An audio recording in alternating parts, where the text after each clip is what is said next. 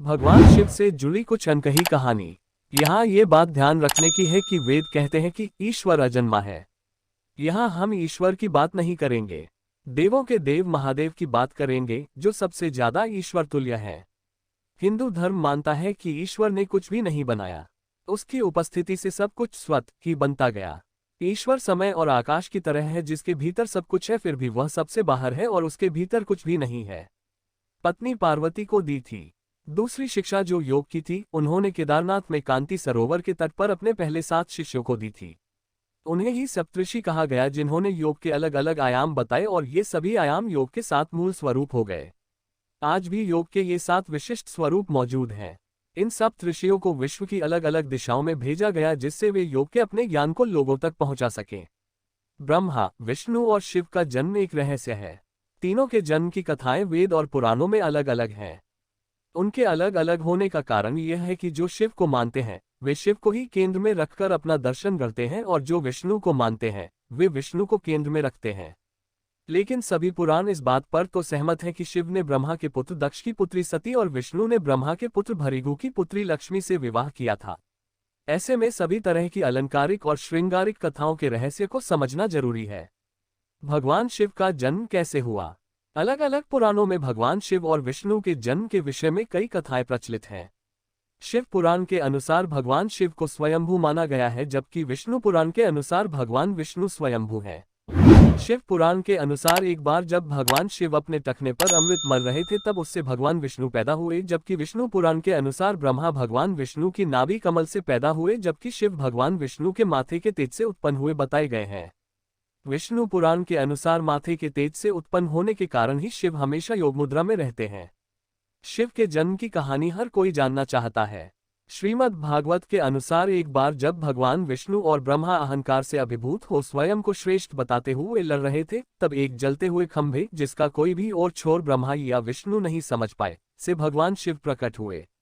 शिव का बाल रूप। यदि किसी का बचपन है तो निश्चित ही जन्म भी होगा और अंत भी। विष्णु पुराण में शिव के बालरूप का वर्णन मिलता है। इसके अनुसार ब्रह्मा को एक बच्चे की जरूरत थी। उन्होंने इसके लिए तपस्या की। तब अचानक उनकी गोद में रोते हुए बालक शिव प्रकट हुए। ब्रह्मा ने बच्चे से रोने का कारण पूछा तो उसने बड़ी मासूमियत से जवाब दिया कि उसका नाम ब्रह्मा नहीं है, इसलिए वह रो रहा है। तब ब्रह्मा ने शिव का नाम रुद्र रखा, जिसका अर्थ होता है रोने वाला। शिव तब भी चुप नहीं हुए, इसलिए ब्रह्मा ने उन्हें दूसरा नाम दिया, पर शिव को वह नाम पसंद नहीं आया और वे फिर भी चुप नहीं हुए। इस तरह शिव को चुप कराने के लिए ब्रह्मा ने 8 नाम दिए और शिव 8 नामों रुद्र, शर्व, भाव, उग्र, भीम, पशुपति, ईशान और महादेव से जाने गए। शिव पुराण के अनुसार ये नाम पृथ्वी पर लिखे गए थे। उन्होंने केदारनाथ में कांति सरोवर के तट पर अपने पहले 7 शिष्यों को दी थी। उन्हें ही सप्तऋषि कहा गया, जिन्होंने योग के अलग अलग आयाम बताए और ये सभी आयाम योग के 7 मूल स्वरूप हो गए। आज भी योग के ये 7 विशिष्ट स्वरूप मौजूद हैं। इन सप्तऋषियों को विश्व की अलग अलग दिशाओं में भेजा गया, जिससे वे योग के अपने ज्ञान को लोगों तक पहुंचा सकें। कहते हैं कि एक को मध्य एशिया, एक को मध्य पूर्व एशिया व उत्तरी अफ्रीका, एक को दक्षिण अमेरिका, एक को हिमालय के निचले क्षेत्र में, एक ऋषि को पूर्वी एशिया, एक को दक्षिण में भारतीय उपमहाद्वीप में भेजा गया और एक आदि योगी के साथ वहीं रह गया। अगर उन इलाकों की संस्कृतियों पर गौर किया जाए तो आज भी इन ऋषियों के योगदान के चिन्ह वहां दिखाई दे जाएंगे। शिव ने बसाई थी यह धरती। आज से 15 से 20 हजार वर्ष पूर्व वराहकाल की शुरुआत में जब देवी देवताओं ने धरती पर कदम रखे थे, तब उस काल में धरती हिमयुग की चपेट में थी। इस दौरान भगवान शंकर ने धरती के केंद्र कैलाश को अपना निवास स्थान बनाया। विष्णु ने समुद्र को और ब्रह्मा ने नदी के किनारे को अपना स्थान बनाया था।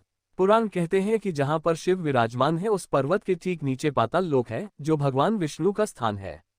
शिव के आसन के ऊपर वायुमंडल के पार क्रमशः स्वर्गलोक और फिर ब्रह्मा जी का स्थान है, जबकि धरती पर कुछ भी नहीं था। इन तीनों से सब कुछ हो गया।